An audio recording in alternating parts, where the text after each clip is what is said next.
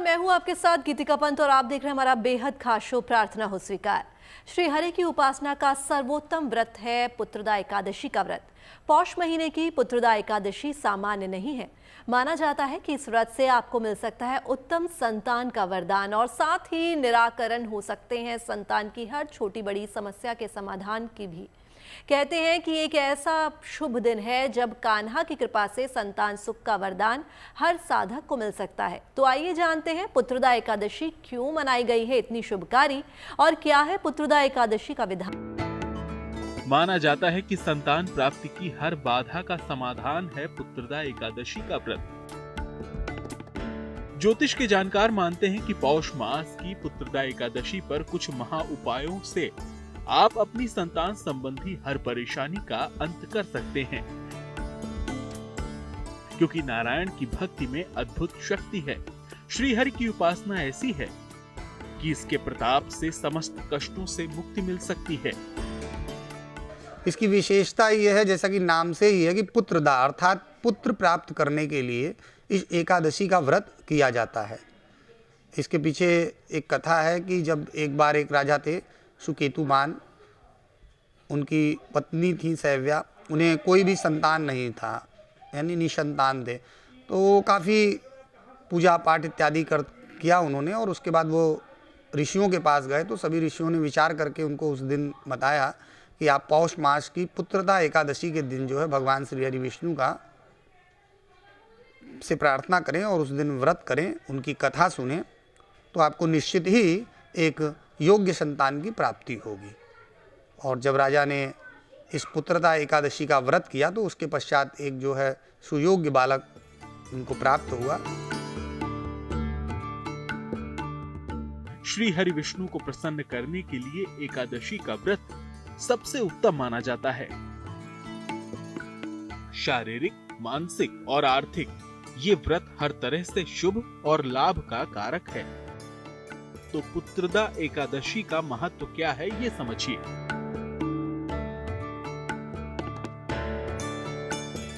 पुत्रदा एकादशी का व्रत संतान प्राप्ति, संतान की समस्याओं के निवारण के लिए किए जाने वाला व्रत है। इस उपवास को रखने से संतान संबंधी हर चिंता और समस्या का निवारण हो जाता है। पौष मास की पुत्रदा एकादशी का व्रत कल किया जाएगा। साल में पुत्रदा एकादशी 2 बार आती है, एक पौष माह में, दूसरी सावन माह में।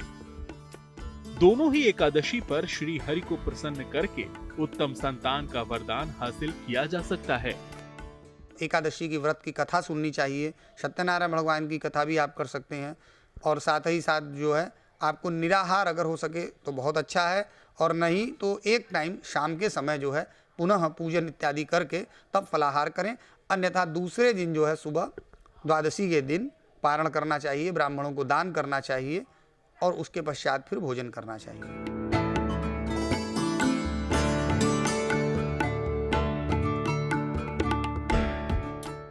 माना जाता है कि सच्चे मन से की गई ईश्वर की आराधना हर समस्या से आपको छुटकारा दिला सकती है, और जब ज्योतिष के बताए उपायों को अपनाया जाता है तो शीघ्र ही मिल सकती है ईश्वर की कृपा। इस शुभ तिथि पर कई महा उपायों के साथ ही तुलसी पूजन और पीपल की उपासना का भी विधान है। तुलसी के समक्ष घी या सरसों के तेल का दीपक जलाएं। तुलसी के पौधे पर लाल रंग का धागा बांधें। साथ ही तुलसी का पाठ भी कर सकते हैं। तुलसी की 7 बार परिक्रमा करें। पीपल के नीचे सरसों के तेल का दिया जलाएं।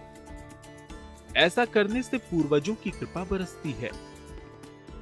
घर में सुख समृद्धि के साथ ही मनोकामनाएं पूर्ण होती हैं।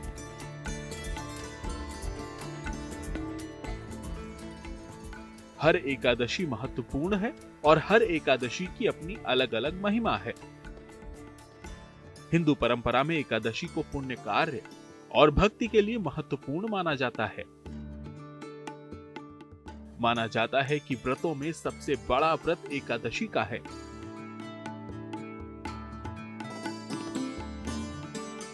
और ये व्रत इंसान की मानसिक और शारीरिक स्थिति पर विशेष सकारात्मक प्रभाव डालता है।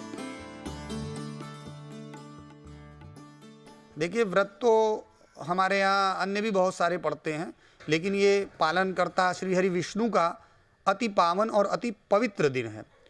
इस दिन एकादशी की विशेष महिमा होती है और ये नक्षत्रों के हिसाब से भी बहुत ही उत्तम दिन पड़ता है। तो इस दिन व्रत करने से व्यक्ति को पुण्य की प्राप्ति होती है और उसके मनोवांछित फल की पूर्णता सिद्ध होती है। व्रतों में सर्वाधिक महत्वपूर्ण व्रत एकादशी का होता है। एकादशी व्रत का सीधा प्रभाव मन और शरीर दोनों पर पड़ता है। धन और आरोग्य की प्राप्ति होती है, मनोरोग दूर होते हैं। चंद्रमा की स्थिति के कारण व्यक्ति की मानसिक और शारीरिक स्थिति खराब और अच्छी होती है। ऐसी दशा में एकादशी व्रत से चंद्रमा के हर खराब प्रभाव को रोका जा सकता है। ग्रहों के असर को भी काफी हद तक कम किया जा सकता है। जैसा कि नाम से ही आप समझ सकते हैं कि ये व्रत संतान और उससे जुड़ी समस्याओं से मुक्ति दिलाने वाला व्रत है। पुत्रदा एकादशी पर नारायण स्वयं करेंगे आपका उद्धार। इसलिए आज आपको हम बताएंगे वो महा उपाय जिसके जरिए आपको इस उत्तम व्रत का पूरा लाभ मिल सके। संतान की कामना के लिए अगर आपने पौष मास की पुत्रदा एकादशी का व्रत किया है तो ध्यान रखें उन नियमों का जो हम आपको बताने जा रहे हैं।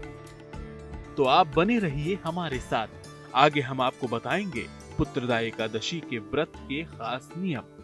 तब तक आप कहीं मत जाइए और देखते रहिए प्रार्थना हो स्वीकार।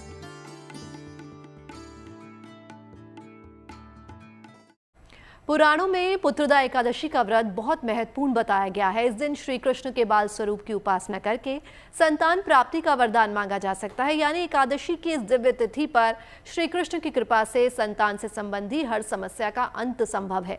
अगर आप संतान की कामना के लिए व्रत रखते हैं तो किन बातों का रखें ध्यान, आइए हम आपको बताते हैं। एकादशी व्रत को करने के लिए सर्वप्रथम सुबह स्नान ध्यान करके सभी चीज़ों से निवृत्त होकर श्री हरि विष्णु और माता लक्ष्मी के सहित जो है उनकी मूर्ति अथवा चित्र को स्थापित करना चाहिए।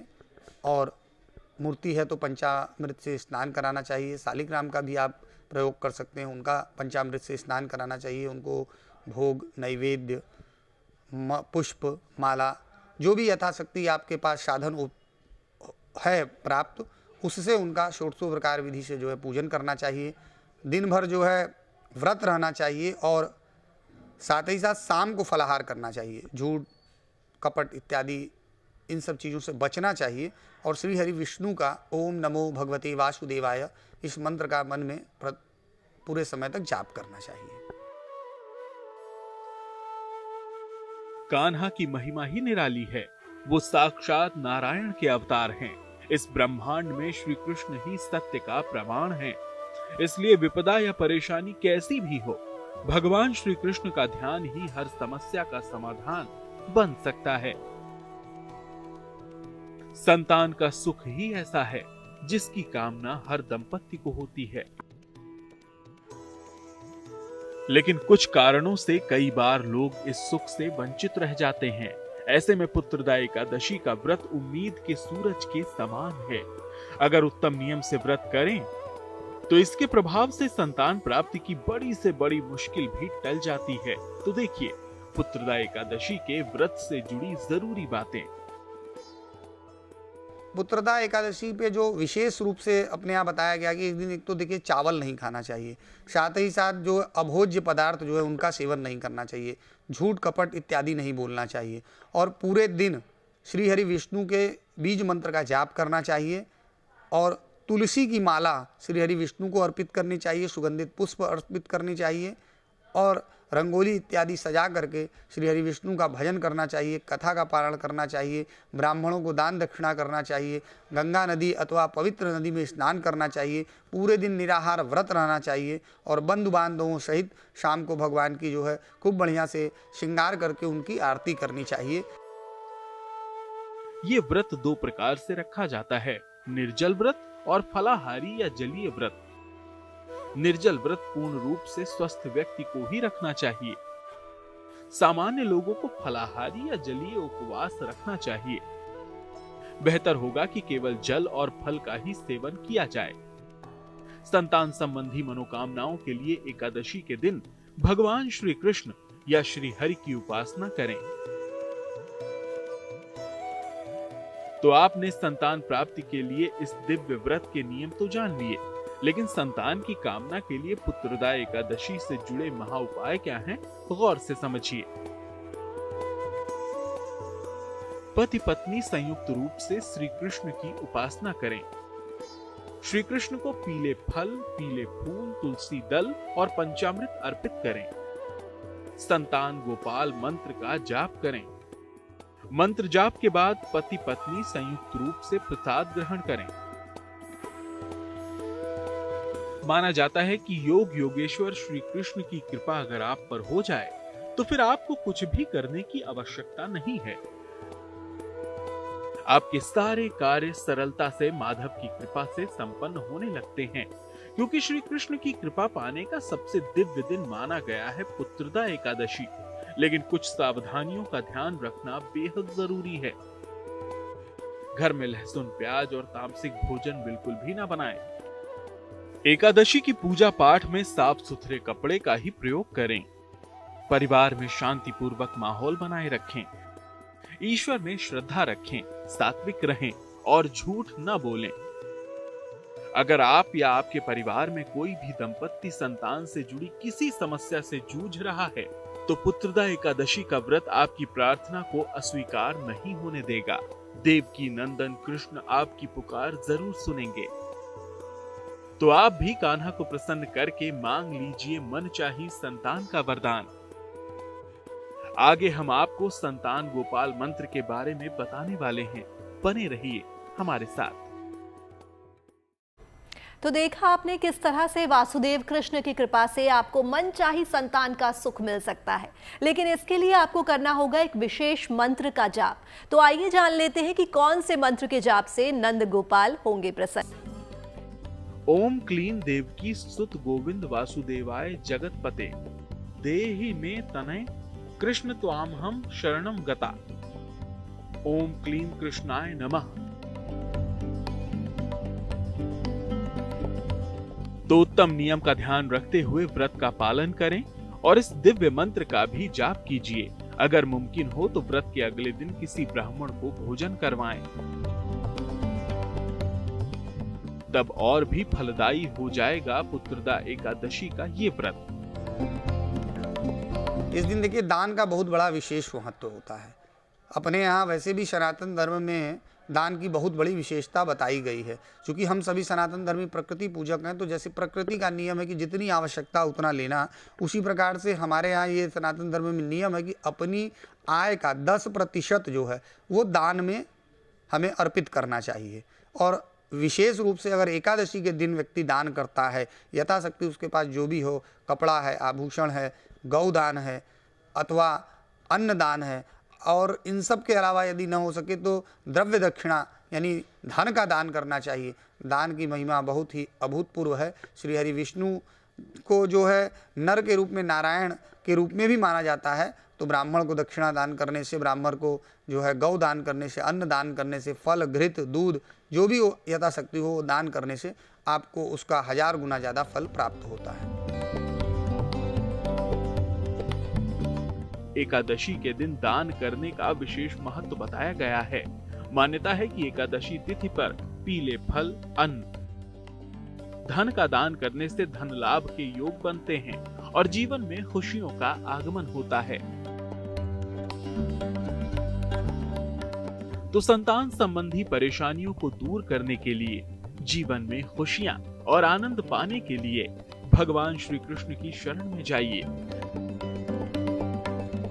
तो आप भी इस व्रत से संबंधी बातों का ध्यान रखें और पुत्रदा एकादशी पर श्री कृष्ण उपासना करें।